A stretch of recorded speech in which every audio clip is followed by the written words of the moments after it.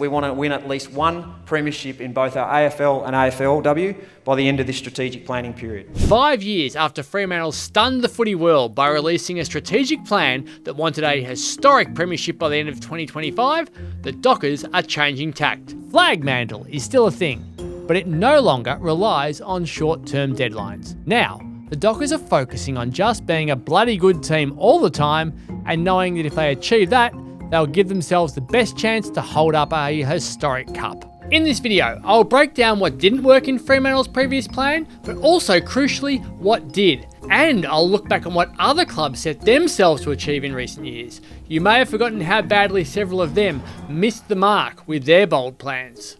The old saying is that if you fail to plan, you are planning to fail. But if your investing plan is to become a millionaire by winning lotto or by gambling on the horses, you're relying on luck. If you plan on becoming rich through long-term investing though, your chances will increase dramatically. Was Freo's plan realistic? Not really. Here's the reality. When Fremantle put the plan together at the end of 2020, they needed luck to win a flag by 2025. They hadn't even played finals since 2015.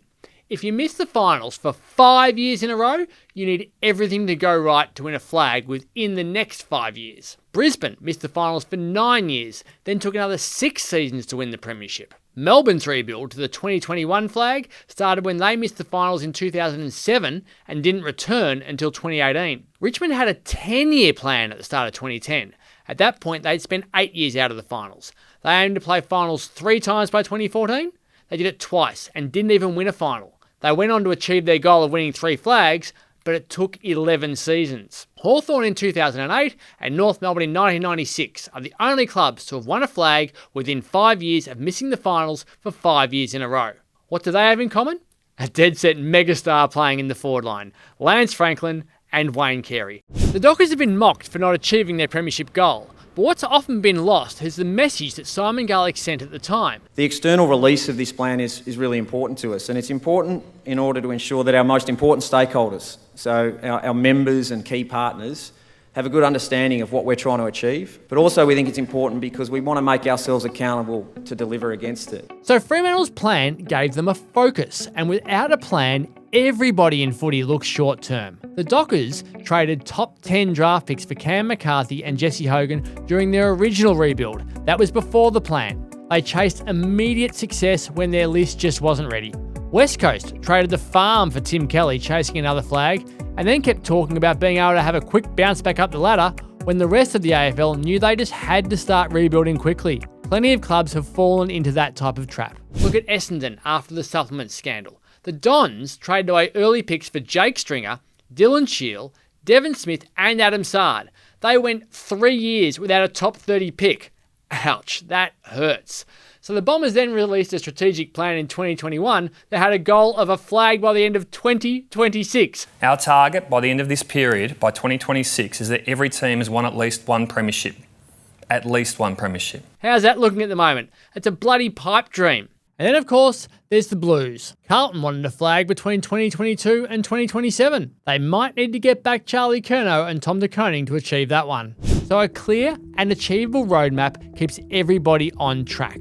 Fremantle placed a premium on recruiting and retaining talent during this plan and locked away several key players on long-term deals. Stars like Andrew Brayshaw, Hayden Young, Heath Chapman, Luke Ryan, Caleb Sarong, Jai Amos, Brennan Cox, Sean Darcy and Josh Tracy. With all of that elite young talent secured, they could then go and target experienced players. They traded for Jordan Clark at the end of 2021, then came Luke Jackson and Jago Mira in 2022. Shea Bolton joined Freo at the end of 2024. Without the plan, they may not have been ready to target all of them. The club campaigned really hard to get an extra home game in WA, and that was a crucial change because they're already going up against Northern Academies, father-son factories, and footy teams that barely ever have to leave Victoria. They now take charter flights instead of flying commercially. That's massive. They re-signed Justin Longmuir until the end of 2025 to line up with their original plan, and now he's moved on to a unique contract where he's a member of staff. The biggest problem with Freo's plan was that it had an unrealistic deadline, and that put pressure on the club.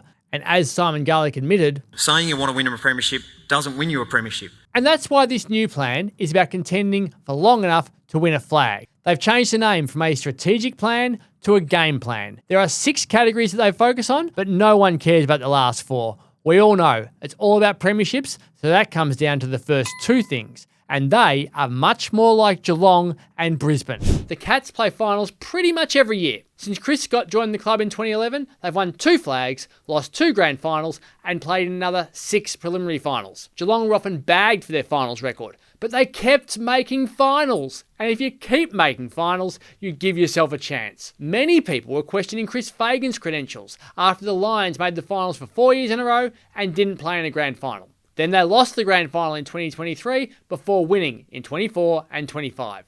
They just kept challenging, and now they're a powerhouse. What did Geelong and Brisbane do better than anyone?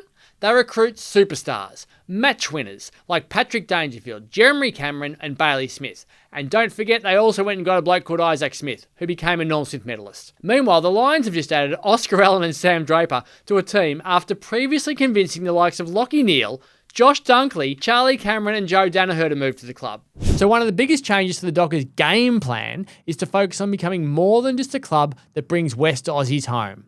Gold Coast just beat them in the finals 1 year after Daniel Rioli and John Noble moved to the club. And they're not from Queensland. Neither is Christian Petrarca, and he's a son now too. Tom Barris is from WA, but happily moved to Victoria to play for Hawthorn. So if the Dockers are going to be truly successful, they need superstars to be prepared to move away from their home state to live in Perth. That has made Destination Freo a key focus for the next 5 years. Why not target Zach Butters at the end of 26? Don't just assume his only options are either to stay at Port Adelaide or move home to Victoria.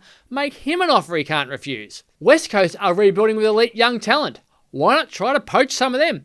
Hey Harley! How you doing? Here's the reality.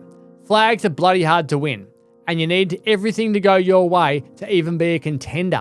People forget that Hawthorn had a plan to win 2 premierships between 2018 and 2022. They only played finals once during that time and traded away early picks chasing an unrealistic dream. The long-term Hawthorn plan, which was announced in 2017, is to win 7 flags by 2050. The Hawks have been phenomenal this century with 4 premierships. Do you really think they're going to win 7 in 25 years?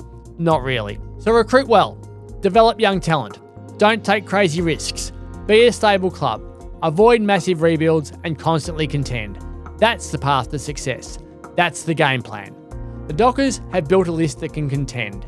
Now they have to keep playing finals for as long as possible until they win one. The 5-year strategic plan was ambitious and needed luck. This next 5-year game plan is much more achievable.